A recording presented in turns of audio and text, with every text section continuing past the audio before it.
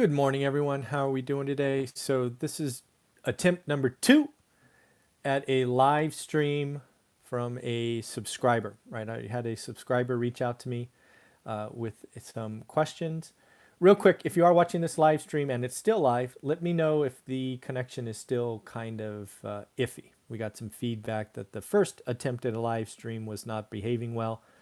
So I canceled it, deleted the upload, and we are trying this one more time. So back to kind of setting up this subscriber question. So in this case, a subscriber reached out to me and let me know that they are a part of 8 different multifamily syndications. They are investors in multiple different operators. They have been doing these investments. Seems fine. Thank you very much for that. Awesome. So hopefully this is okay. So again, this particular operator, got distracted. Again, 8 different investments, and what they're letting me know is 7 of the 8 syndications have canceled their distributions. In this case, this operator or this investor, limited partner, because he's on the equity side, has been doing this since 2016, with the last investment occurring just before this health scare in early 2020. So what this individual let me know is many of these investments were performing poorly. Struggling was the word he used, even before the health crisis.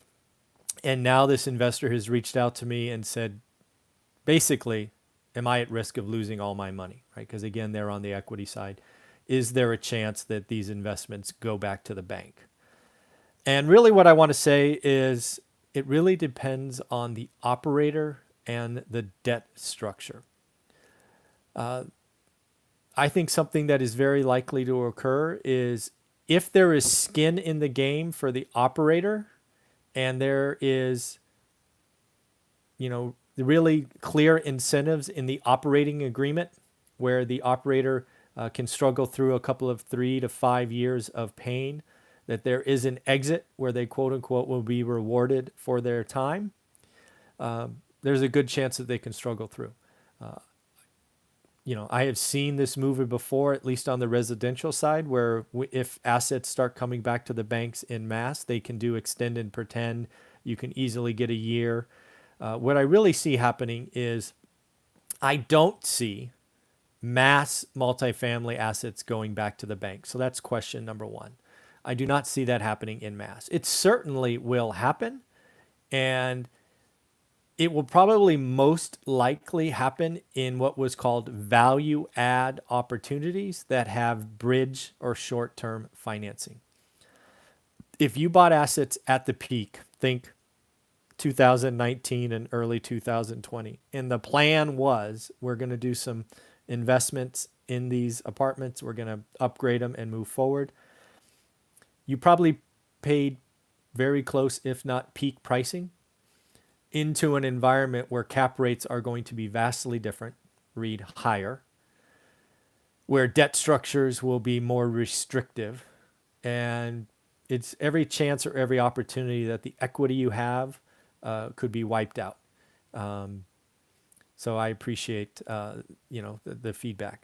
So I think that is the stuff that is most at risk. I do not know any details around these 7 or 8 investments, but I don't think most go back to the bank. I think some will, and I've already called those out. I think as long as the operator has incentive to stay engaged, they're going to fight and struggle through. There will be some new operators or operating agreements where, frankly, the person who is your general partner has no financial incentive. I don't know how else to say it. Read your agreements. If you're the LP and you're having to carry all this return forward, and at the end of it, the general partner gets no reward, there will be some, frankly, new and bad operators that just throw their hands in the air and go, this didn't work out. I'll try again later. So if I was an investor in 8 syndications, I would go back to the operating agreements and read them. It may not have been something I read before, but I would read them to make sure I understand how the operator is going to be rewarded, because they're clearly signing up for years of struggle. So I would certainly go back and look at that. But at the end of the day, I think the money. Yeah, I think your 8 investments for the most part, or what I told him in his email is I called them dead money. I don't think it's at risk, meaning you're going to foreclose and the equity's wiped out. But I do think if you were planning for a 5-year hold, it's going to be 10 to 12 years. I just think the hold period is going to be longer. I would not count on distributions at least for the next year. It's like I said in the email, kind of dead money. Then his email kind of switched gears and said, "What should I be doing next?" And even some of those comments made me a little bit nervous. He's basically asked, what do you think about single family homes? All of you that have been watching this channel have known that I've been very clear that at least in my market, single family homes are a better investment, meaning a higher return than multifamily pretty much since the beginning of 2019. I believe that is still true. Certainly multifamily prices are being reset as we speak. We've seen some of those numbers talked about here recently from CoStar. I think we saw a report, was it 2 weeks ago we talked about it, like a 9% drop already. So repricing is happening now, but I don't think it's happening enough. So I do think single family is a better asset. I think single family is a better asset because that's what renters are going to want if they have the option. They'll double up in a house versus take an apartment. So I do think single family is a better investment. The next line of his email made me a little bit nervous. He said, "Hey, should I be looking at cash flow markets?" And to me, I don't know, right? I saw one email, we have yet to connect live. But when I see cash flow markets, I think Excel spreadsheets. And folks, hopefully you've watched this channel enough. I do not believe Excel spreadsheets about the Midwest or the South. It's harder than that. If you are buying just based off Excel without any practical experience in the market, with any trusted boots on the ground, you're doing the same thing as investing in 7 or 8 syndications. You are trusting somebody else with your money. That's really what I took from this email. Is this investor is lucky enough to be in a situation where they have income. Clearly, investing in 8 syndications in the last 4 years means you have income. But stop trusting other people, for goodness sakes. Invest in yourself. Go out and learn a market. I don't care where the market is. I don't care if the market's in the South or the Midwest, but stop trusting other people. I mean, I just wanted to reach through the email and shake this person. Stop it. Stop buying Excel. Stop believing in all these turnkey providers. Stop believing in markets because they're highlighted in Money Magazine or whatever. Spend some time, learn your market. Shoot, take the 75-day hard challenge for real estate investors and spend 75 days to trust yourself. Invest in yourself, people. Stop trusting other people with your money. Yes, I know you're busy. I don't know what you do for a living. Maybe you're a doctor, an attorney, or I don't know. But please invest in yourself. If you need help, if you want focus, my course is the best thing out there. It's $200 measly. Invest in yourself. Go learn a market. Do not invest in a cash flow market, which is what you called it, without investing time. Don't do it. You're going to be just as dissatisfied. It may feel good for a couple of months, a couple of years, but then the economy will turn, or that market will do this or do that.